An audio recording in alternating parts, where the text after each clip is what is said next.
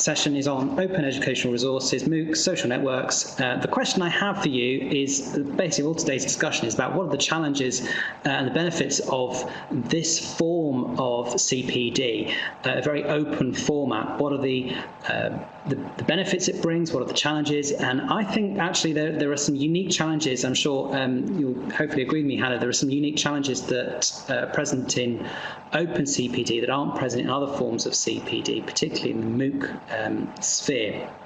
So first of all, let's just have a quick outline of let's say, whether you've actually done any open CPD to begin with, and how you found that experience. So Emily, Janadi, feel free to contribute in text. I know, Hannah, you're on the microphone.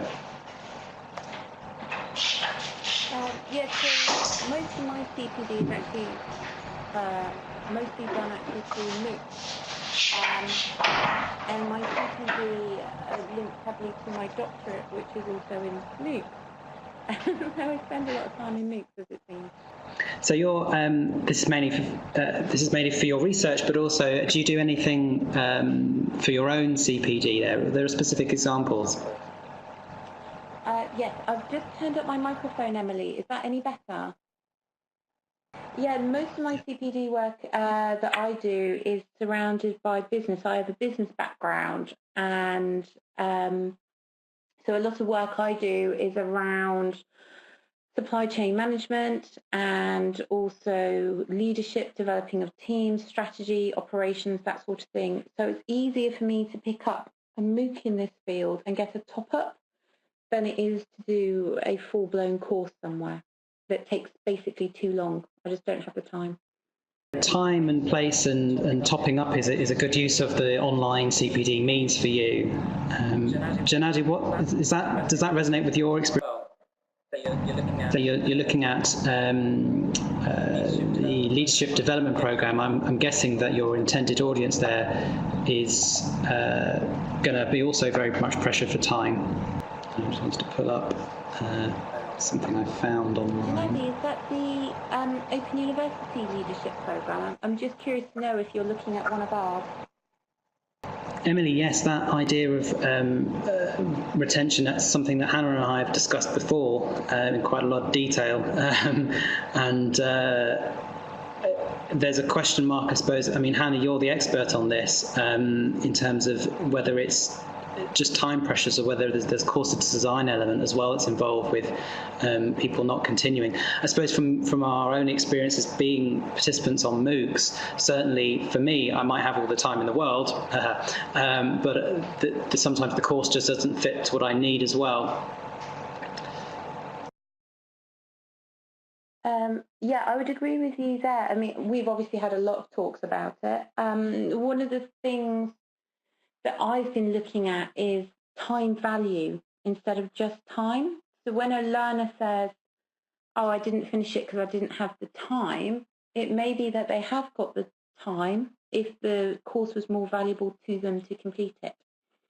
So they decide what to do with their time and they assign a value to that time that's available, and then they decide within it the currency and how much something is worth, and then they balance it out. So they may decide that reading their kids a bedtime story is a better use of their time value than it is finishing a MOOC, for example.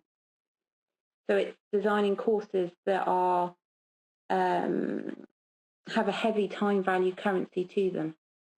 Really interesting. That's really interesting. That's some of the things that we discussed last time on the. So I'm just going to mute you again there. Sorry. One of the things we had a discussion of last time was on the use of bite-sized CPD. In particular, we had a lot of people who are learning technologists and leading development of learning technology in their institution, largely universities, and they're creating online CPD for their staff. But one of the problems was that learning technology perhaps doesn't have a high currency within academia. That's a crude generalization. I know it doesn't apply to everyone at all, because certainly I've worked with some excellent people who've fully embrace learning technology, but there might be the attitude there that it's an add-on rather than core to their business of being an academic, and therefore the value of the CPD content is low, and therefore they're not inclined to spend as much time doing it. Emily, you'll be in that situation, won't you? You'll have an understanding of that within your organisation of how much people might place value on doing CPD on specific new ideas, new practices. But there's something there about how do you make the course or the CPD you're trying to offer, how do you increase that value, or how do you make people recognise there is value to it? Emily, I don't know if you want to chip in on that, and Hannah, I'm sure. I would agree with you there, Emily, because part of the problem is the huge number of participants, and it is such a huge heterogeneous population, and a lot of them are already very highly qualified. So it seems that they're coming in with already some knowledge. They are to an extent engaged, but they're not necessarily engaged through to completion. And what I've been doing in my studies for my doctorate is looking at engagement and the difference that there is between what a learner considers engaged and what an academic and an academic institution considers as engaged are two very different things. So obviously we are interested in completer numbers, and it's the only piece of OER that we've ever made anywhere by any institution that we're obsessed with completer numbers. If we look at YouTube videos, iTunes downloads, books that we've sold, we always think about how many people downloaded the iTunes, watched the video, or clicked on the video at least, or bought the book. We never actually care whether or not this got to the end of the YouTube playlist or not. So MOOCs only do that because the revenue comes at the end. And so for a learner, then less bothered about getting to the end. A lot of them are using it as a brushing up. That's nice, now I got it, now I'll go away. Or educational Google that is a bit more academically robust than just going through a search engine. So it's hard to establish a community that is so big, that has so many different outlooks on engagement and why they're there.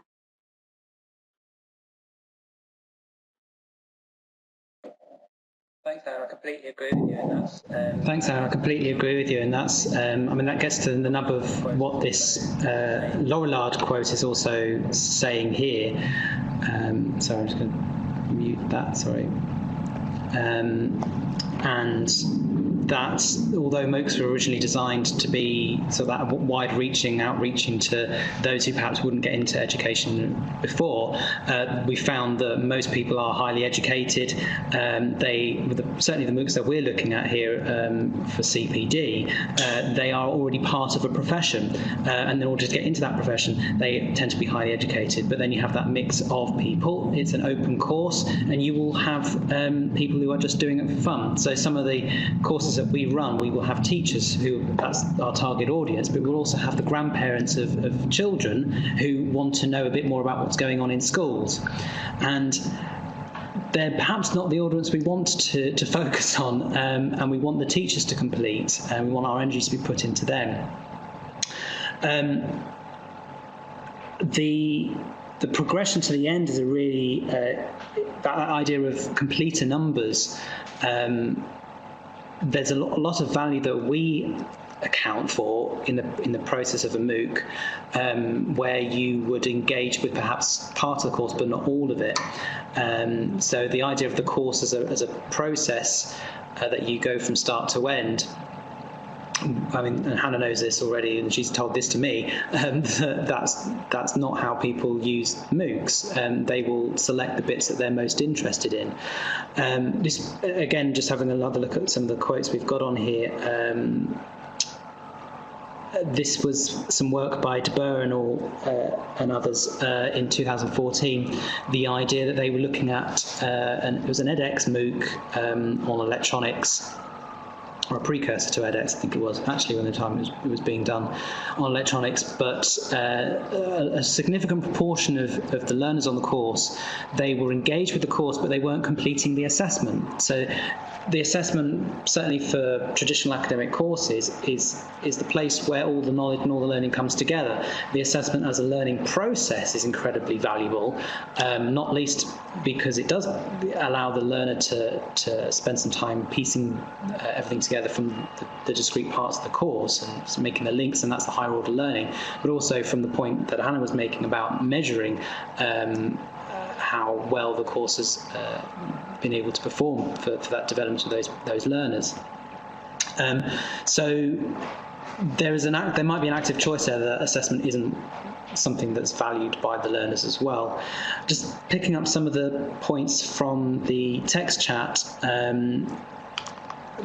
Janadi says that in terms of how do we really know that a learner has completed specific tasks, let alone assignments in this case. Peer reviews have actually been difficult because that's one of the most commonly available forms of assessment on MOOCs, which is the peer review process, because you can't have a lecturer marking 3,000 submissions. You're trying to use the wisdom of the crowds there. That's not the right phrase, but the idea that everyone's being able to learn through the process of peer assessment. But there are problems with that. I mean, Janadi, do you want to go into a bit more detail as to why perhaps those problems have arisen? And I know, Hannah, you might have some thoughts on that as well from a MOOC designer perspective, whether you deliberately put peer assessments in, or you've decided now to take them out. Yeah, we've got a number of courses that have got peer review in them, and the response is very mixed. What we've learned from MOOC learners, because this particular demographic is so well educated. Sorry, Hannah, I think can you just... Sorry, Hannah, I think can you just... Okay, sorry, is that better? Just move a bit more close to the microphone. Yeah, that's great. That's great, okay. Sorry, I leant back on my chair for a moment. So we have peer review in a number of our courses, and the feedback is a bit mixed. The reason being that we think is because the population is largely quite qualified, they feel that they don't need to do assessment, that they just want to read the stuff, they just want to watch the videos, they don't actually want to do the work to get the assessment. And if we're honest probably with ourselves, if we were doing MOOCs and there was a now write 500 words and you're going to get peer reviewed, we probably might skip it as well. So we've been looking at ways to address this. I surveyed about 3,000 learners for my doctorate, and I asked them the things that they liked and the things that they hated. And the things that they liked, watching videos, reading articles, some of them liked discussions, but it was mainly articles and videos. Things that they hate, peer assessment and peer review. They like quizzes more than they like peer assessment and peer review. And the reason that we think it is because they don't know what's in it for them. So they just see it as they're doing our work for us. So what we have to do is sell them the benefits of peer review to them and what learning outcomes they're going to get by being an assessor or by being a reviewer. So, for example, they will gain analytical skills. They will gain assessment skills. They will gain feedback skills. So we've got to sell them that before we ask them to do the review, because otherwise they won't partake in it. And what we also learned was a lot of people want lots of feedback back, like a war and peace on their 500 words, but they don't necessarily want to give someone else war and peace. They just want to give a quick, that was really good, quite like that. So what they're not realising is that when they get back, that was really good, I quite like that, they're just getting what they've sent themselves. So you have to deliver the benefits before we actually deliver the review. And what we do is we build them up over a series of steps. And we do it informally first, comment here and discuss amongst yourselves kind of thing. And then we do a proper one through the system with FutureLearn. So we kind of warm them up to it first. We give them a rubric so they know what they're marking to, because a lot of people say, I don't know what to say. So you have to do a lot of work setting it up before the learner actually does it. And that can be drip-fed to them over several weeks. And is the case there then, just thinking here about the time that we're trying to get people to spend on these courses, that, sorry, just muting my microphone again, that drip feed approach just takes too long. And this is the point you made a second ago about some people will like just watching videos, reading text. Other people might like discussions, but they really won't like the hard work side. And because they are perhaps not, they don't see the value in it. There was a discussion we had in the previous meeting where we're looking at the value of e-training versus courses. Obviously, with e-training there, you just have video text items. And in a sense, then, are we saying that the most professional learners would probably go down the route of the more passive course? Or is that too much of an assertion to make? It's difficult because the population being so big. I've just done a piece of work where I've looked at 76 presentations of 19 MOOCs over a 3-year period. And in that, I looked at the most popular steps. And I looked at them on repeating presentations. And the most popular steps, it was literally 50% to 50% reading, watching, or making comments, a discussion step. They weren't assignment steps, they weren't assessment steps, they weren't exercises, they weren't polls, there was no interaction. They just like reading stuff and watching stuff that's made by a group of very clever people in the large majority, but then there is this minority, which still in number is still high, it's still in the thousands,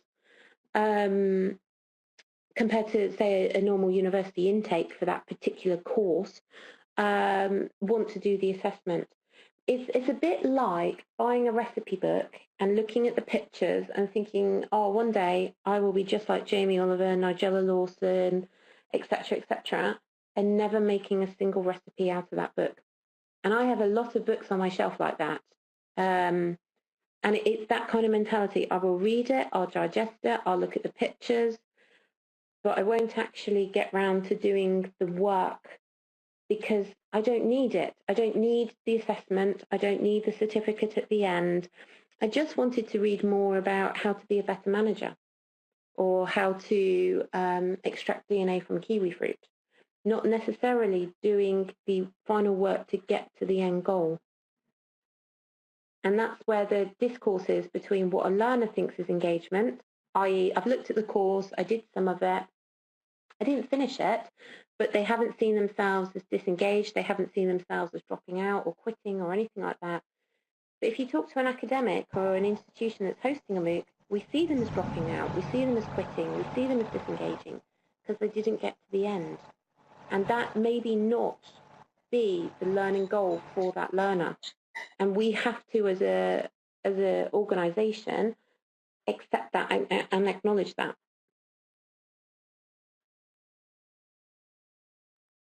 Janadi, you make an interesting point there, Janadi, about you make an interesting point there, Janadi, about the idea of MOOCs not being recognised, and therefore, because of the assessment process, they're not as rigorous and not being recognised. Is that part? I'm just thinking off the top of my head whether the assessment, flagging something up as an assessment, is the wrong term. Something like peer assessment is the wrong term because it implies some form of recognition for the work as opposed to the learning process, which Hannah outlined, that stage process of getting someone used to the analytical skills, the feedback skills. By badging it as an assessment, whether that's not appealing to our particular audience, and therefore maybe the recognition isn't there as a result. I don't know. That's just a thought off the top of my head, but I'll leave you to ponder that one. I'm just going to move on then to another idea to do with the openness argument, and this is a quote I took off a video that I watched. There was a conference I went to many months ago, and this is a quote from Chris Linnett, who is, you might know from the presenter of Sky at Night, and he's the co-founder of Galaxy Zoo, which is a crowdsourcing website where people are invited to look at bits of the universe and share their data very openly. But this quote here is in the context of open educational resources, open videos, and how they can be used for both interest and development. But one of the things he said was having access to an academic paper isn't the same thing as being able to read it. Openness is important, but it's the beginning of a process and not the end. This I found very interesting, and I hadn't really considered this before. Even though we can make things as open as possible, they're only ever going to be understood by a particular group of people. So in the MOOC sphere, this poses some interesting challenges, because on the one hand, we are designing our MOOCs for a particular professional development audience. On the other hand, we're trying to be as open as possible, particularly on the big MOOC platforms which aim for an international audience that don't have the same local contextual information that we have. And within an institution, if we're developing online CPD within a college or a university, again, we need to make sure that even institutionally there will be certain bits of knowledge, terms and phrases that are closed off, certain ideas that will be closed off to certain groups because they're not part of that discipline. So, Emily, Janadi, welcome your thoughts on how you get over that closed nature of the content to try and make it as open as possible. And I'll pick up on your comment about trust, Emily, in a minute, actually.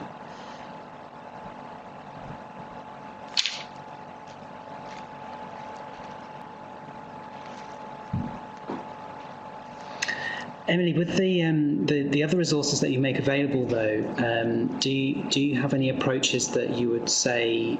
I'm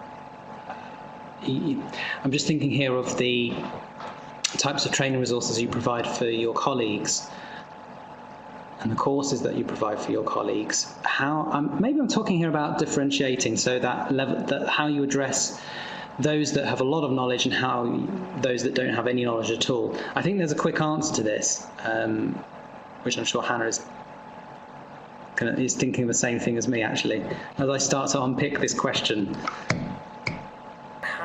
Yes, so the question around sort of how content itself can be closed to certain communities if they don't understand what that content is, it is or the language or the context of it. To pitch.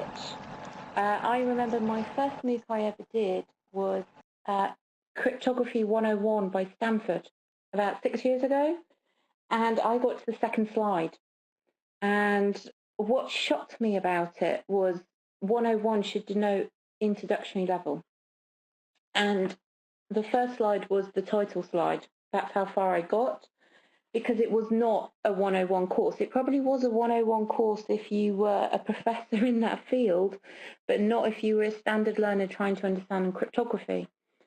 So the problem that you have is that when we create MOOCs here at the OU, we use very key terms. We use things like introduction to, starting with, elements of, beginning in, fundamentals, starting words, beginning words, to denote the level of the course. But there are some courses that we do that require prerequisite knowledge or a postgraduate knowledge, and we identify that in the course landing page, in the prerequisites, because though we try to make it as plain English as we can for people to understand it, because it's not just about openness as in understanding content, it's also about English maybe an additional language, that it is set at the level that is required for the course. And sometimes that does mean prerequisite knowledge that not all learners may have,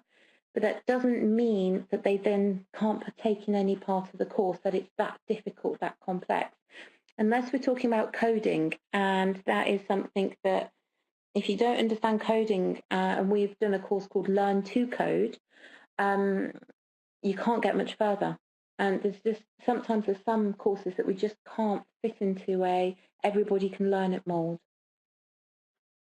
There are some courses that just... I think that's a key concept, isn't it? To recognise that there are some courses that just can't be open to everyone, and that's valid, and that's an okay position to take. And actually, if we're thinking about professional development, we are trying to design courses and online experiences that are specific to a professional context. That will mean that some people are excluded. Janadi, you've said there a workaround could be to blend e-learning courses with face-to-face, including or webinars, to have some opportunities to clarify and articulate, i.e. the synchronous level of interaction there, which certainly does work in some cases where there are some things that are better explained through verbal discussion than perhaps trying to do it via an asynchronous method via text only. I completely appreciate that, and I think that doesn't always mean that it can be as massive or as open as a MOOC might be, because trying to facilitate that for several hundred people, you're going to have time and location issues, which mean that people can't participate. But when you're a smaller context, that certainly is a possibility. We've used, actually the other way around, we've used online means to help continue the discussion from a face-to-face situation. So I think that's certainly an approach that you can take, and it's that opportunity to explain and interrogate. One of the things we do here is a Q&A where after you've experienced the MOOC and there's still some outstanding questions, you post those questions and then an educator responds, but they respond verbally. They're able to go into, they're able to use metaphors and visual images and talking heads like this to try and explain their point rather than just trying to type it out as clearly as they possibly can. I think that's I think that's something that I don't really appreciate myself, in how we need to essentially close down, not fully close down, but to introduce barriers to open engagement. That is an acceptable thing to do, and that's about pitching the course properly and recruiting to the course properly. One of the other opportunities, and it sort of extends upon your point, Janadi, is about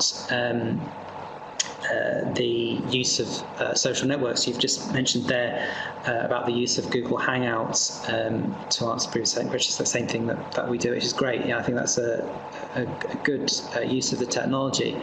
One of the things that is a possibility is to use other platforms after courses, after some sort of CPD engagement, and that might be on Facebook, that might be through organisational networks, to sustain that community. And I think there's an interesting area there on where we go with that.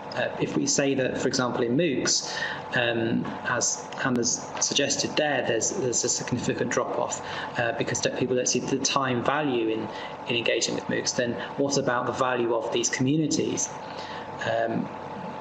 Most of the MOOCs that are designed have a lot of discussion and a lot of ideas of engaging with other people, learning from other people, and that's obviously what these social networks enable. So maybe there's a question there of, okay, if you're not engaging with a MOOC but you are engaging with the social network, what are you getting out of those two that are slightly different? I don't know, Emily, Janadi, whether the same applies in your context, whether you have some online resources or some online courses that you're supporting with more loosely structured spaces like Facebook or other online networks. Is that something that you're looking at in your organisations? It's not something that Emily has tried. Hannah, is there a precedent here from the MOOC world that says these communities are going to live or they're going to die after the MOOC has existed? There are some Coursera MOOCs that have meetups, and they use meetup as a way to sometimes actually meet the lead educator. There's lead educator on Coursera called Dr. Chuck Severance, and he does meetups around the US to meet different groups of learners to find out more about them. We do it in lots of different ways. We've done, let's see now, we've done Padlet boards, we've done Facebook stuff, Twitter chat using hashtags. We haven't used Yammer actually, Janadi. It's one of them that we haven't actually done for this particular one. And what we found is that it's not, for us, it's not necessarily about keeping them in the same community that they were in for that course, because that interest in that course only has a certain lifespan to it. Because the learners like that course, that was quite nice. And then once the course is finished, their kind of interest moves to the next one, to the next one, to the next one. And that makes it really complicated. So what we do is we try to transfer them onto our Open University presence on Facebook, Twitter, etc., LinkedIn for the business school. And we try to integrate them, if they want to be integrated, into our community assigned to our university instead. And then that way they get to find out about new MOOCs that are coming through, new types of OER that are coming out of OpenLearn, for example, which is an OER platform we've had for 10 years that's got over 10,000 hours of OER on it, all under the Creative Commons license in case anyone wants to use it. And we try to move them into existing communities for disciplines instead of courses, because we find it's got better longevity. So is that those communities there are institutionally based? Yes. So is that for example, those communities there are Facebook fan page, or with, for example, any of the social sciences or arts MOOCs, our Faculty of Arts and Social Sciences, FAS, they've got their own Facebook fan page that I created for them about 7 years ago in a pilot project that's still going very strong. It's one of my longest pilots I've ever run, it has to be said. And they move them onto there, so they meet actual OU students and alumni and get a real feel for the university that way. They have more conversations that are in the same field as their interest, but go beyond the course, go beyond the MOOC. And so we can keep their interest for longer. There's only so much interest that you can recycle out of, say, a 4-week MOOC before that community will just die a death by itself. So you've got to give them something bigger to be part of. And by putting them in with our students, it makes them feel like they belong to us, you know, that they're also OU. So we see a lot of learners move into that space there. That's, I think, one of the points I'm picking up for this is, sorry, I'm just turning my phone off again, is that the community needs to be larger than the course itself. And I think I'm thinking here of, well, what would happen if we had particularly within the university sector. I remember, you know, we would run sessions, we'd run courses, and we'd try and get people to engage with each other after the course is run. That would still be within the institution.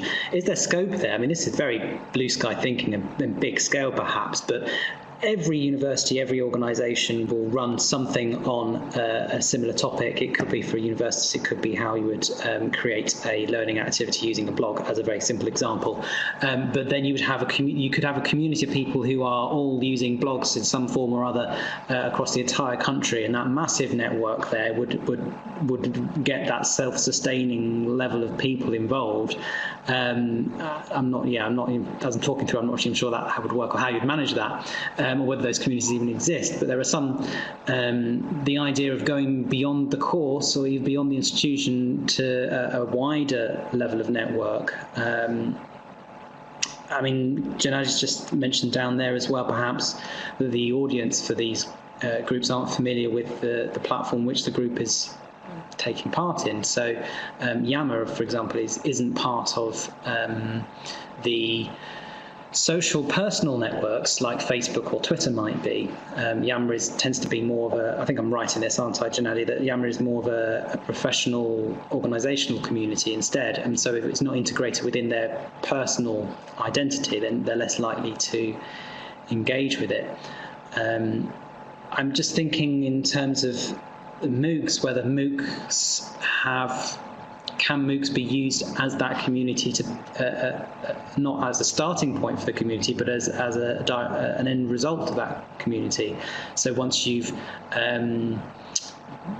for example, you've done a load of face-to-face CPD, different cohorts of face-to-face CPD, you might have a conference where everyone gets together, or you might have a MOOC where they all get together and learn something together. But then that MOOC's the point for learning rather than learning something that's been directed to you through the course design, rather than perhaps more open-ended that a community would offer. No, I mean... That was a bit waffly, apologies for that. Just trying to think off the top of my head. And networking is the belief that if we build it, they will come. And it's not the case. They just won't come. They very much like what it is they already do. Yeah. So you have to go to them. So for it to work, you need, say, a Facebook fan page. And for that to work, you have to have it larger than the course. So Nadia's going, Virginia Project Management MOOCs FB page is huge, because they're not just talking about the course, they're talking about the whole discipline that is project management. And IT as well is huge as a concept. So you have to go beyond what that 4-week course is. You have to go into the discipline, and you have to broaden it out there. So otherwise they won't do it. It has to be part of their daily life. It has to be that when they log into Facebook, there's a notification to say somebody's posted something on that group, and they get into a conversation, and then they get more notifications. What they don't want to do is log in to yet something else that they're not going to put notifications on, or they don't have push notifications on, or that it's not good on a mobile app. So you've got to use the tools that basically are so integral to that person's day that they can't give them up, that all we do is add to them. And that's why we've discovered that whenever we do stuff, Facebook is the best option.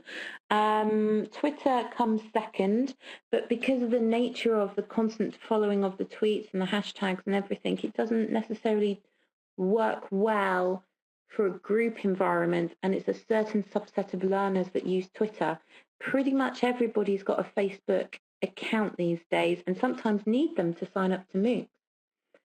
So going down the route of creating a community that is around a discipline rather than a course, where people can add to it, and you say from the get-go, this is a bottom-up engagement activity, not a top-down broadcast, you're more likely over time to build a better community as a result.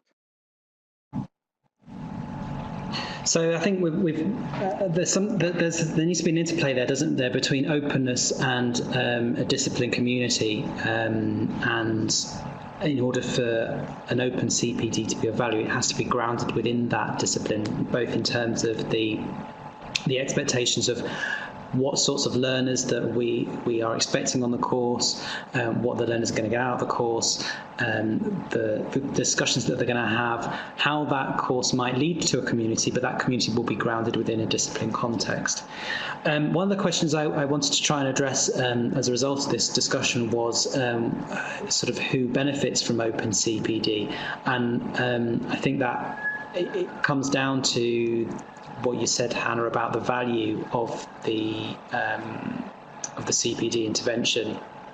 But also, one of the things that was often sort of cited about both the OER movement and the open and the MOOC movement was the idea that people could learn from anyone. Anyone could learn from anyone else. But I don't think that's really the case, is it? That's a sort of an ideal, but you can't learn from everyone. You can certainly start discussions, and you can try and shape those discussions and shape that learning by asking specific questions. But that requires a level of knowledge and experience experience of the participants to be able to contribute to those discussions. So maybe the value for some people will be much greater than for other people, depending upon the knowledge and experience they bring, but also the knowledge and experience of their participants. That might be an obvious point, but essentially openness doesn't necessarily mean everyone benefits from everyone else. From you, Matt, you're going to have to want to teach me. And there are some learners, especially the more highly educated ones, that would really help the sort of knowledge food chain, as it were, lower down. They don't necessarily want to impart knowledge, they more likely want to impart opinion. So that causes a bit of a problem between what is opinion and what is actual fact and knowledge. So you have a problem there with sharing, and then also what is right and what is wrong. So that can cause quite a discussion, and we've had some discussions, for example, on science and nuclear energy. We had a learner that was very pro-nuclear and one that was very anti-nuclear, and both had valid opinions, some more cited in academia than others. And learners could learn from that discussion that was happening, but did they then actually have knowledge, or did they then have an opinion of knowledge? And that's quite difficult when it comes to social learning, to separate the two out. That ends up being the role of the facilitator, doesn't it? Yeah, so but the problem there is that, say you've got 10,000 learners, how does a facilitator facilitate that? How many would you need to really do that to the same effect that you could in, say, a classroom environment or a VLE Moodle tutor group, for example? We're here used to sort of like a tutor for around about 20-odd students. With FutureLearn, for example, you could have 25,000 learners. So how many thousand facilitators would you need to put on to allow that to happen? So part of it is understanding that when the learners come in, what other learners may be discussing may be opinion, may not be factually correct. Because you can quote the media doesn't mean the journalist was correct. So it does get quite difficult. We actually did a course on World War I, trauma and memory, and part of it was about what is actually accurate reporting in the numbers of people who were killed during World War I, and how do you define that? And there was a huge discussion on it because there's such a variance across the internet of numbers from site to site to site to site that all look pretty legitimate, and most of them are actually wrong. So it's quite hard for the learner to pick up that skill, especially if they've never been exposed to it before, and especially if they've not been exposed to it to this scale, but also for the academics to think about, when writing the course, what is actually going to happen, because they're not used to this level of discourse either traditionally. I mean, we're not at the OU. We're used to people having conversations in 20-odd groups, not in a group of 25,000. So even us, it's been a learning curve.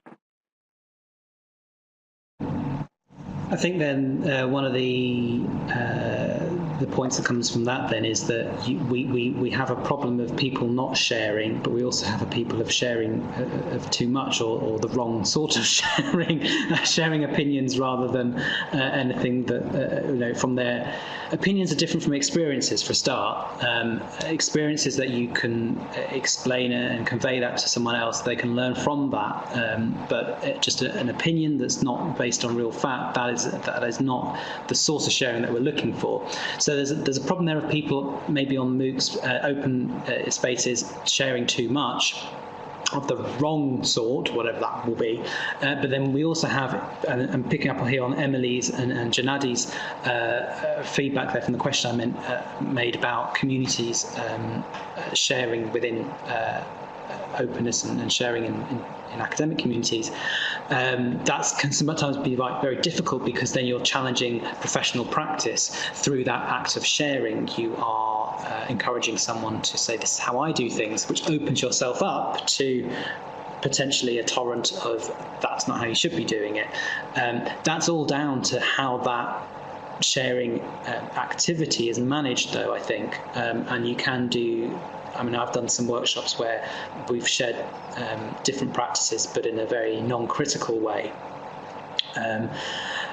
How you do that in an open environment is very difficult because of that issue of the massive scale and the difficulty of facilitating that.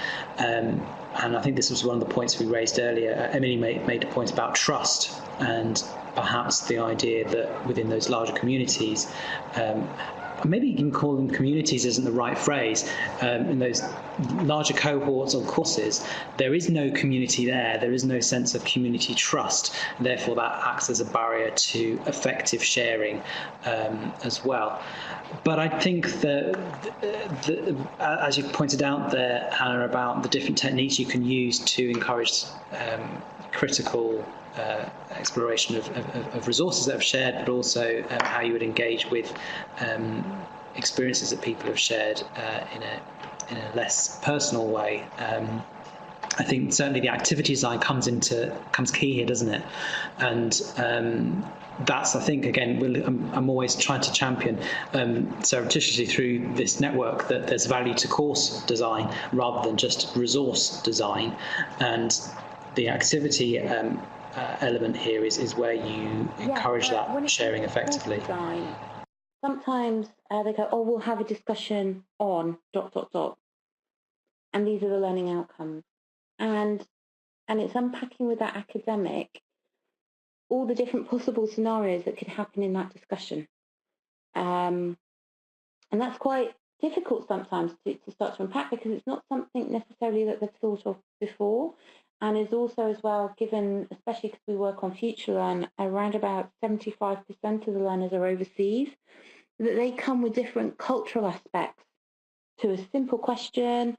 For example, one's around leadership and management. How someone manages a team from country to country to culture differs heavily. And what is right in one culture and society may not be right in another culture and society.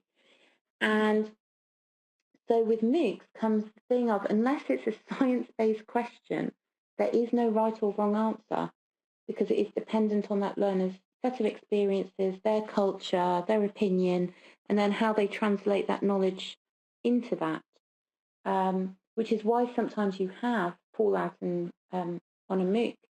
But because the population is so big, which has, of course, been picked up lots throughout the comments, is that it's hard to build a community when they don't know that you're missing. So a community is only there when it's really tight-knit, when people notice that you're there or not, when you're commenting and when you're not commenting. And, for example, on our first presentation of Start Writing Fiction, we had over 130,000 comments. Would anyone notice if I'd gone? So to build a community is very hard to do with that volume unless you break it down into subsets and then go from there. So you feel like you belong, because a MOOC has 0 barriers to exit. You could disappear tomorrow and no one's going to notice, and no one's going to judge you for it either. So if you said, oh, I didn't finish my degree, at the Open University, people go, oh, okay, that's, If you say, I didn't finish that MOOC, they go, oh, okay, it's more acceptable to walk away from a MOOC, because the dropout rates are so high, it seems more acceptable because they're free. So no one's going to question you for it. You're not going to feel bad. They're not going to notice that you're gone. Building a community is difficult. And that's part of the problem with the openness of it, because it is so big. Okay, I'm just going to wrap up then, because we've reached the end of our slot. I just want to say thank you very much for your discussions and your contributions today. I really do appreciate it. And if it's all right with you, I'd like to pop this onto YouTube as we did last time, and we'll circulate this amongst the list. If I was going to summarise then the question I posed on the circulated was what approaches can ensure that, maybe ensure is too strong a word, but what approaches can we use so that online CPD experiences are relevant and positive outcomes for intended professional audiences? We've talked today then about the idea of communities being difficult to build, but there is value from, certainly within professional communities, networks beyond the course in that respect. The idea that we shouldn't be pitching for everyone, we need to be aware of our professional audience and trying to bring value to the activities and value to the course content. And wherever we can, we want sharing, but there's a problem with sharing where we could end up with the wrong sort of sharing. But that, again, is addressed through activity design where possible.